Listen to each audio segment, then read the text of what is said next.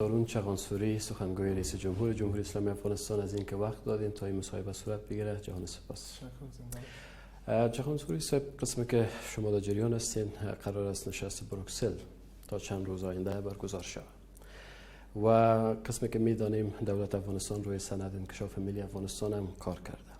می‌خواستین در مورد این سند شما وضاحت بدین، معلومات بدین. بسم الله الرحمن الرحیم. تشکر بسیار زیاد. سلام بر شما، شنوندگان شما و بیننده‌های شما. سند چارچوب انکشاف ملی افغانستان که تهیه شده، در او سند پروژه های ملی، برنامه ملی با اهداف مشخص و با یک زمانبندی مشخص بر تطبیق از او نوشته شده و رویش تمرکز شده که هدف عمده از رشد اقتصاد پایدار است و رفتن به سوی خودکفایی است. به خاطر که سوی خودکفایی بریم، حکومت افغانستان حداقل 5 عنصر را که میتونه ما را کمک کنه که به سوی خودکفایی بریم و رشد اقتصاد پایدار داشته باشیم، او را تشخیص کرده و محوریت همین سند در تمام برنامه انکشافی هم که داریم، برنامه ملی که در او است قرار داشته باشه که ما کوتاه هر 5 میخوایم که بر بیننده‌ها یک تشریح کنم. محور اولش ترانزیت است. در بخش ترانزیت حکومت افغانستان همکاری‌های همه‌جانبه منطقه و جهان میخواهد که در گذشته افغانستان صرف اتکا به یک راه ترانزیتی داشت که فعلا ما شاهد از هستیم که چندین راه ترانزیتی باز شده که صرف بر اقتصاد افغانستان، بر اقتصاد منطقه هم کمک میکنه، بر اقتصاد آسیاییانه، ایران، چین و حتی بر اروپا هم مالای ما رسیده میتونه به اسرع وقت. بخش دوم تجارت است. تجارت افغانستان، تعریف از تجارت حکومت افغانستان صرف صادرات است.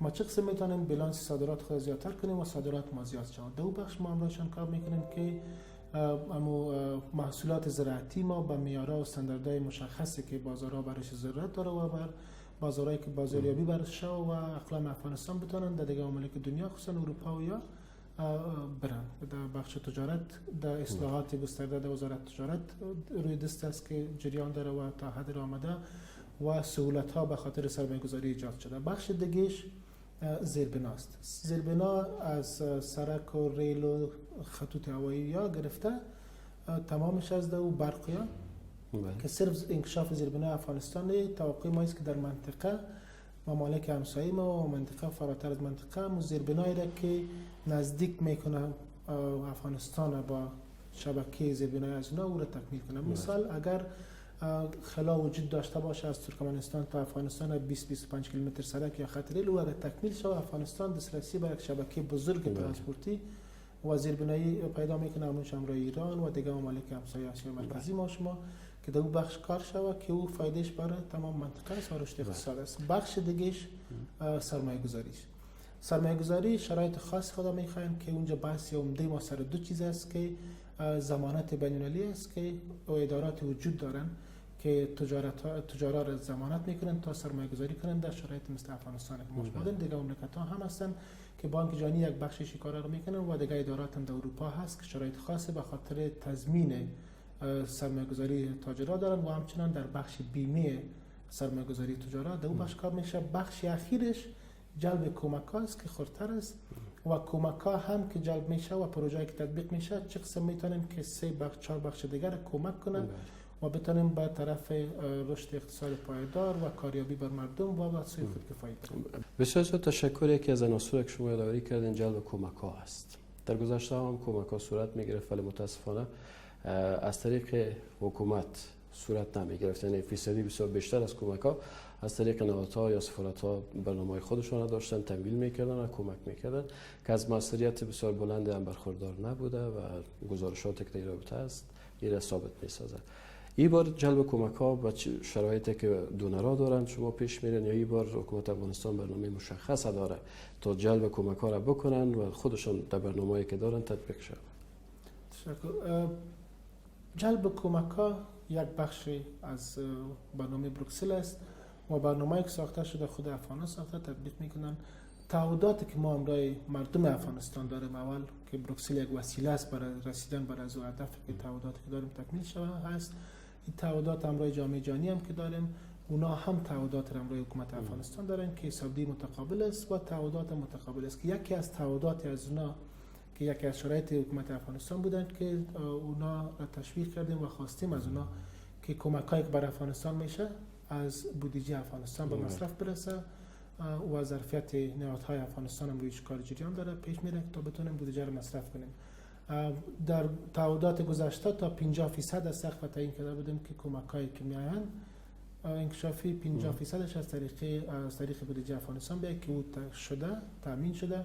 در اینجا شرایط بیشتری انشالله امروزشان کسشان گپ میزنیم که بتونیم بودجه بیشتری را از طریق دولت به مصرف کنیم. شاهنصوری صاحب، یکی از موضوعات تعهدات حکومت افغانستان است با جامعه بین المللی که در چندین عرصه تعهد صورت گرفته، مبارزه با فساد اداری، در قسمت انتخابات، اصلاحات انتخاباتی، تعیین تاریخ انتخابات. با در نظر داشت همین موضوعات میخواستم نظر شما را بگیریم که به اشتراک شما در بروکسل و عدم تعهد به تعهدات که صورت گرفته برخورد جامعه جهانی چگونه خواهد بود؟ اول خود تعهد حکومت افغانستان بر مردم افغانستان است. هدف ما این است که بر مردم خدمات ارائه شود، در زندگیشان تغییر بیاید، کار برایشان ایجاد شود و اقتصاد افغانستان رشد کند. خوشبختانه تعهداتی را که حکومت افغانستان امروی مردم دارن مطابقت داره امروی تعهداتی را که ما امروی شرکای بین المللی خود داریم که در او عرصه هم تعهدات متقابل است. 39 تعهدی را که ما داشتیم اکثرش تکمیل شده و بعضشان هم تا آخر سال میلادی را که میادش تعیین شده تکمیل میشه. 9 تعهد از جامعه جهانی است که اونا هم پیشرفت‌های قابل ملاحظه دارن که تکمیل میشه و باقی مانده تعهداتی که از افغانستان است او هم 16 تعهد تکمیل شده، باقی مانده‌اش هم تکمیل میشه.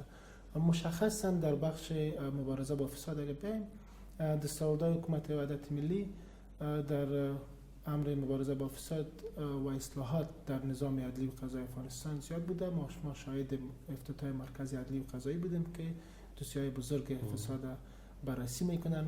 اصلاحات گسترده در ستر محکمه افغانستان بودیم که تا حداقل 800 تا 900 قاضی صاحبا تغییر خوردن و همچنان تغییرات گسترده که در خود نهاد لوی سارنوالی به وجود آمده و جریان داره. در بخش انتخابات حکومت افغانستان از روز اول تعهد داشت که انتخابات برگزار میشه و اصلاحات در نظام انتخاباتی باید بیاید. به اسرع وقت کمیسیون اصلاحات انتخاباتی تعیین شد و او کارهای خود کرد، پیشنهادهای خود آورد، حکومت تمام پیشنهادها را قبول کرد و یک فرمان جور شد بر پارلمان افغانستان که متاسفانه پارلمان افغانستان را تایید نکرد.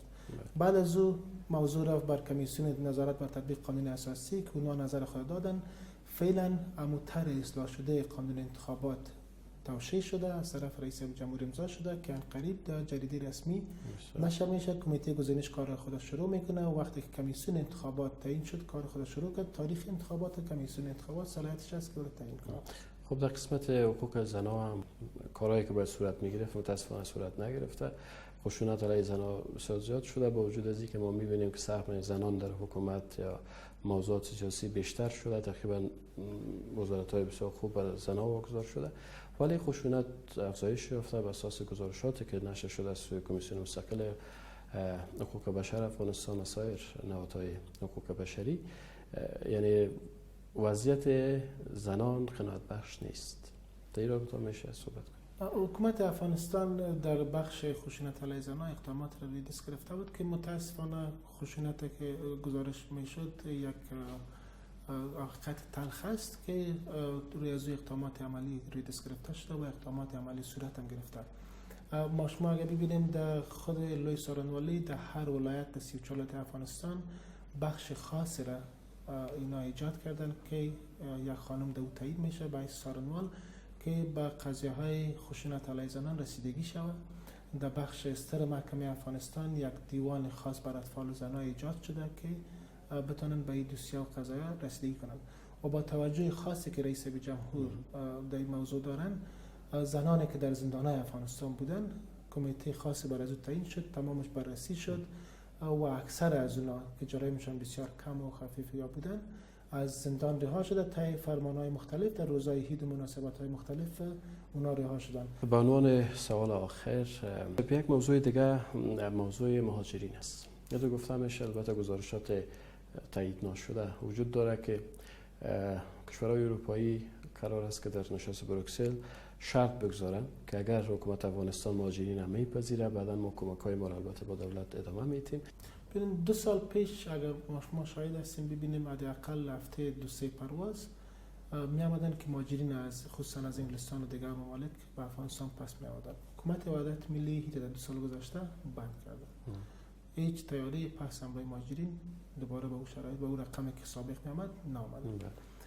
ممالکی که مهاجرین اونجا رفتن درخواست پناهندگی دادن قوانین و شرایط خاص خود داره و حکومت افغانستان همراه شرکای بین‌المللی خود خصوصا اتحادیه اروپا گپ مذاکراتی که ما برایشان داشتیم خواست مایی بوده از اونا که قبول هم است از طرف از اونا که اما تمام شرایط حقوقی و قوانینی که اونا در این بخش دارن تطبیق شود و اما حقوقی که برای یک پناهنده داده میشه بر پناهنده افغانستان داده شود اما طی مراحل شود محاکم از اونا هر فیصله را که کرد اگر شخص واجد شرایط شناخته شد که به معنای پناهنده در اونجا زندگی کنه خونه هستن اگر شخص واجد شرایط شناخته نشد یا اشخاص افغانستان وطنشان است و حکومت افغانستان حاضر است که اونا رو دوباره قبول کنه موضوع مهاجرین روی نشست بروکسل اثر نداره. بسیار تشکر. تشکر. لطف کنید.